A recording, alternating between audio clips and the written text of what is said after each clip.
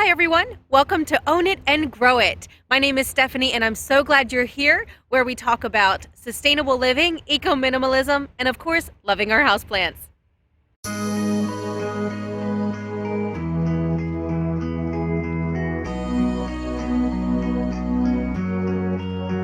So today what I'm going to be talking about is I'm going to be creating or attempting to create a tote bag with an old shirt. So I've never done this before. So this is not really a tutorial. I just want you to come along with me and I'm going to show you how I'm going to try this.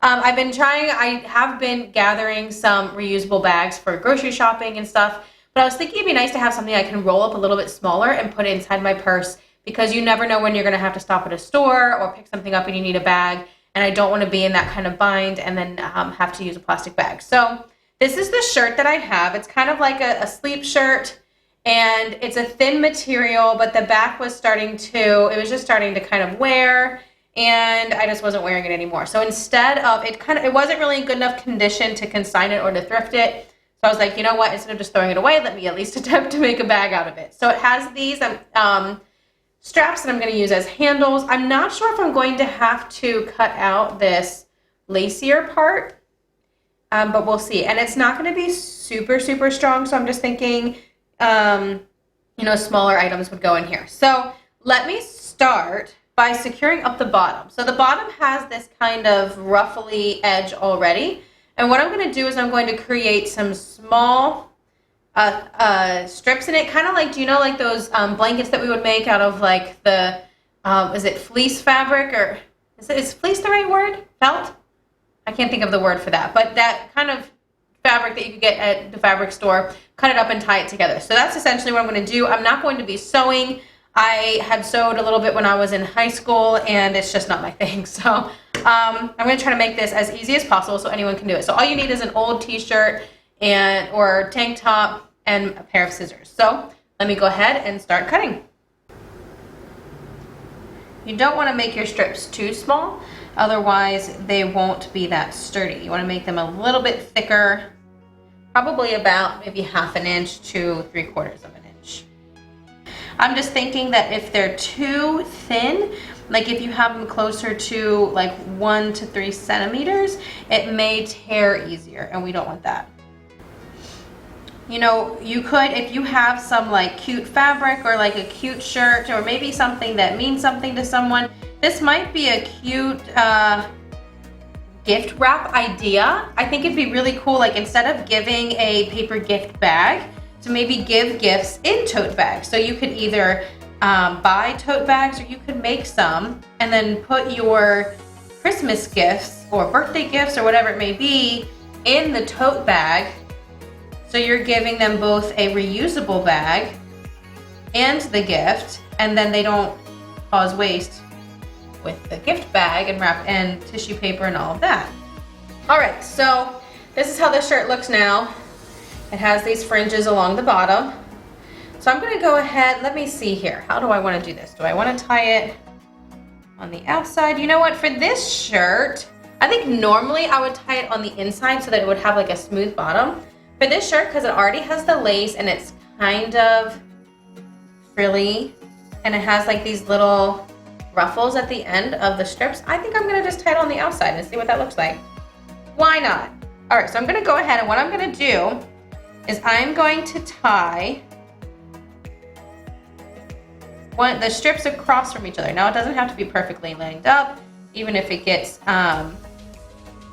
you end up tying something that's not perfectly across from each other, it's okay.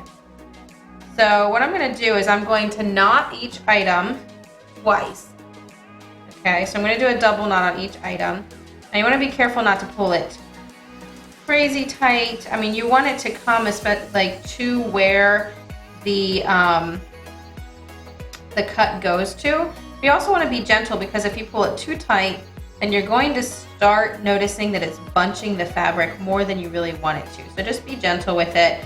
Maybe on the second knot, you can pull tight there, but on the first knot, just kind of do a regular, just tie it, and then you'll really secure it with the second knot. Like here, I found a piece that was dropped, and then I have like 2 knots, and then there's a piece at the end that doesn't have a partner. So I'm just gonna tie them together. It'll kind of be my special fancy tying off at the end of the row technique. You know what I mean? All right, so this is actually starting to look cute. So now I kind of started just randomly, like I started in the middle. So now I'm gonna go back, now that I made it to the end, I'm gonna go back and finish off the other side. There's no special order you have to do this in. I don't know why I started in the middle. You can really start anywhere, maybe on one side and go to the other.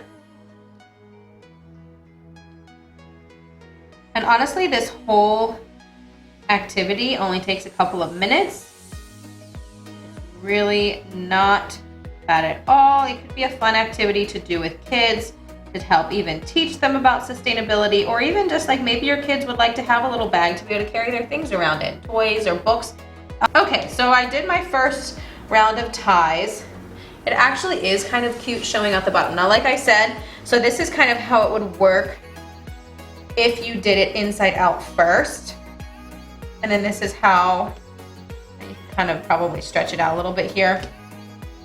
But this is more how it would look then, which is also cute, okay? So, if you kind of look, I don't know if you can see this in the video, but when you do this, you're gonna notice that there are these small gaps in between each knot, except of course the ones that I kind of crossed over. And I actually found, is this one not even tied? Yeah, so one of them here or there is not even tied with anything. So what we're gonna do to make sure that this is extra strong is you're actually gonna go through, and instead of each, like how before we were pretty much knotting each piece across from each other, you're gonna take pieces that are diagonal and you're just gonna crisscross them. And it really doesn't have to be any specific order. It's just to kind of bring that bottom layer even tighter, because this is what's going to support what you are making. So I'm gonna start on one end and go to the other this time. And so you're just gonna take strips of fabric kind of across the aisle from each other.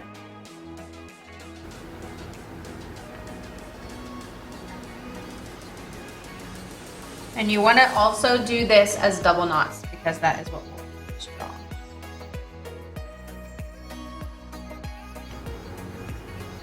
Okay, so finishing up my last knot, and there you have it. So here's how the bag ended up. Oh, I can see that there's one piece that's hanging lower. That probably means that it didn't get double knotted. Okay, so I'm just going to do this last double knot, and I will show you the finished product.